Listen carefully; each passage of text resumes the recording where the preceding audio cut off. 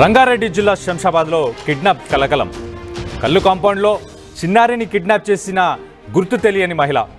కళ్ళు తాగేందుకు చిన్నారిని తీసుకొని కాంపౌండ్కు వెళ్ళిన తల్లిని మాటల్లో పెట్టి 6 ఏళ్ల కీర్తనను ఎత్తుకెళ్లిన మహిళ.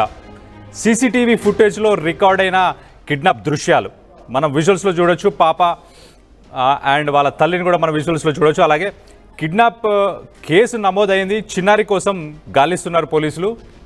దీనికి సంబంధించి మరిన్ని వివరాలు మా ప్రతినిధి శిల్పతో మాట్లాడి తెలుసుకుందాం. లక్ష్మమ్మ తన ఇద్దరు పిల్లలను తీసుకొని కళ్ళు కాంపౌండ్కి వెళ్ళింది. కళ్ళు కాంపౌండ్కి వెళ్ళాక తను అనంతరము తనతోనే ఒక మహిళ వచ్చి మాట్లాడుతుంది. అదే అదునుగా చూసుకొని తన చిన్న కూతురు అనేటువంటి కీర్తనను 6 సంవత్సరాలు ఉన్నట్టు కూడా తెలుస్తుంది.